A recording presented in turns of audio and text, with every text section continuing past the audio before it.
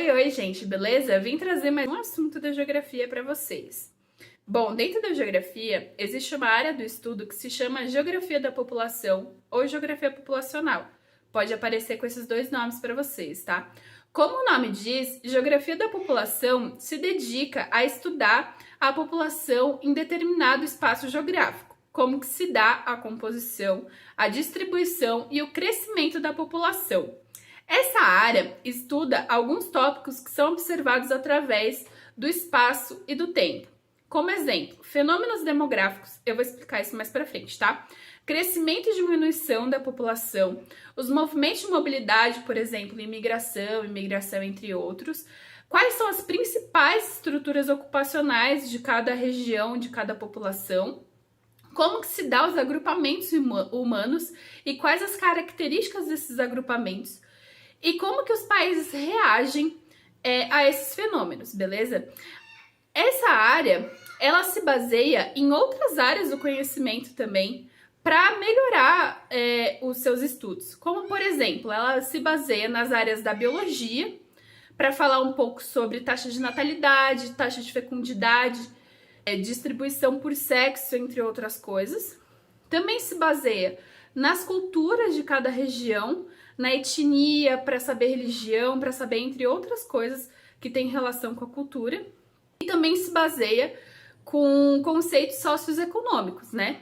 Para saber distribuição de renda, como que se dá isso dentro de uma dada região e de uma dada população. Bom, agora eu vou explicar para vocês os principais conceitos da geografia da população. Uma coisa que eu falei no início do vídeo foi sobre a densidade demográfica, né? O que é essa densidade demográfica? Densidade demográfica é um índice que eles usam para avaliar a distribuição populacional em um dado território. Então, sempre que vocês olharem assim falar sobre densidade demográfica, ela vai estar expressa por habitante por quilômetro quadrado. Ela pode também estar como um nome de densidade populacional ou população relativa.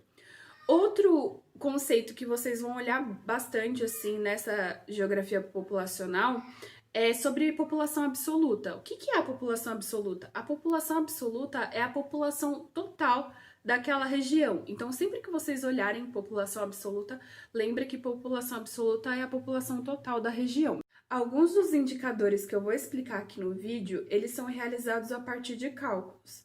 Mas aqui eu vou me preocupar em explicar cada um deles. Depois eu vou deixar aqui na descrição a equação de cada um, porque às vezes pode aparecer em algum lugar e vocês não vão lembrar. Então eu vou deixar aqui na descrição do vídeo, tá? Bom, a taxa de natalidade representa a taxa de crianças nascidas vivas no período de 1 ano, tá? Só crianças nascidas vivas. Crianças que nasceram logo após do parto ou que já nasceram mortas não são consideradas nessa taxa. Diferente da taxa de fecundidade, é uma coisa importante lembrar, assim, taxa de natalidade é uma coisa e taxa de fecundidade é outra. Taxa de fecundidade representa a média de filhos que mulheres têm ao longo da sua vida reprodutiva. Então, eles pegam uma parcela dessas mulheres e veem a média de filhos que cada uma delas teve. Então, assim, por exemplo, em regiões, em países que tem mais acesso a uso de contraceptivos e também planejamento familiar, normalmente essa taxa de fecundidade é menor. Lugares que não têm tanto acesso a planejamento familiar, a uso de contraceptivos, a educação sexual nas escolas, essa taxa de fecundidade é maior. Então, por exemplo, nesses países que têm mais acesso a essas informações, às vezes uma mulher ela vai ter um filho ao longo da sua vida reprodutiva. Nessas áreas que usa o acesso a esses usos de contraceptivo, educação sexual e tudo mais, essas mulheres elas vão ter mais filhos ao longo da sua vida. Taxa de mortalidade de um país é o número de óbitos que ocorreu no período de 1 ano. Já a taxa de mortalidade infantil é o número de crianças que morreram antes de completar 1 ano. E essa medida é feita a cada 100 ou 1000 crianças. Expectativa de vida é o número médio de anos que uma determinada população espera viver. Por exemplo, existem países que a expectativa de vida é de 80, outros que é de 60 anos. A qualidade de vida desses países que influencia na expectativa de vida ser menor ou maior.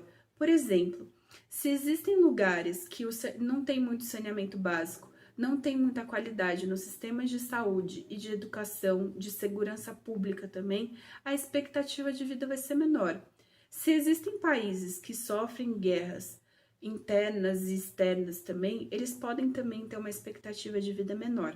Isso também tem diferença dependendo da classe social que uma pessoa tá.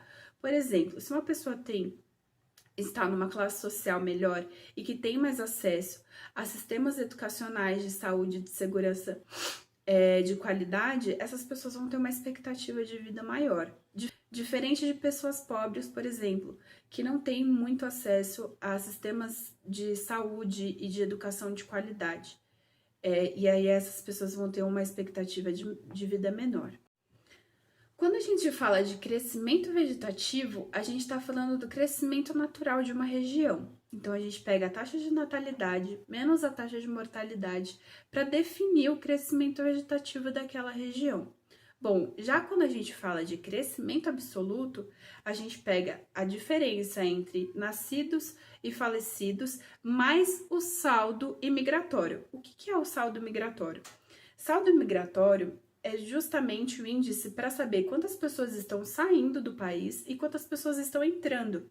Então, para saber o crescimento absoluto, a gente pega a diferença entre nascidos e falecidos mais o saldo migratório, que são pessoas saindo do país, que é emigração, e pessoas que estão entrando no país, que é imigração. Então, o crescimento absoluto é tudo isso. Nascidos menos falecidos, mais o saldo migratório. As migrações, elas podem acontecer de forma externa, que é entre países e continentes, ou também dentro do próprio país, que é chamada migrações internas, que elas podem acontecer interregionais, que é entre as regiões, por exemplo, uma pessoa que sai do Sudeste e vai para o Nordeste, e intrarregionais também, que é dentro da própria região. Então, por exemplo, uma pessoa que sai de São Paulo e vai para o Rio de Janeiro, ou até mesmo uma pessoa que está numa cidade urbana de São Paulo e vai para uma cidade mais rural. É importante frisar aqui que as migrações, elas são definidas a partir do movimento da população de forma duradoura. Então, por exemplo, turismo não é migração, beleza? Bom, dentro das migrações, existem as migrações sazonais ou transhumânicas, que estão diretamente relacionadas com a estação do ano. Por exemplo, agricultores que se mudam de regiões do sertão do Nordeste para outras regiões para conseguir fazer suas colheitas e tudo mais. Dentro desses conceitos de migrações, existem os conceitos também de êxodo rural e êxodo urbano. Êxodo rural é quando acontece a movimentação de pessoas do campo para regiões urbanizadas. O êxodo urbano é o contrário, é quando acontece a movimentação de pessoas de regiões urbanas para regiões rurais.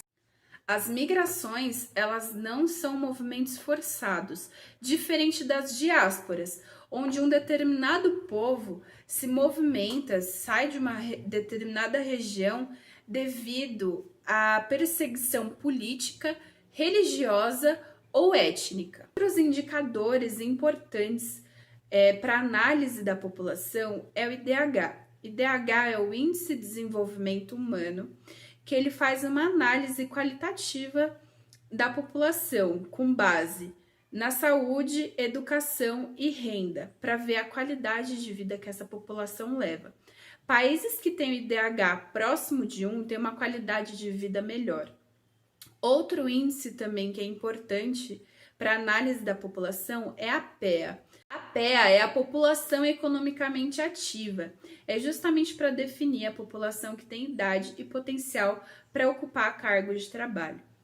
Outro índice também que é importante é o PIB, que é o Produto Interno Bruto, que é justamente a soma de todas as riquezas produzidas pelo país.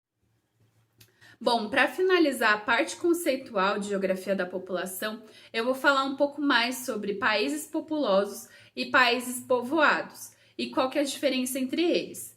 Bom, países populosos são países que têm uma grande quantidade de habitantes.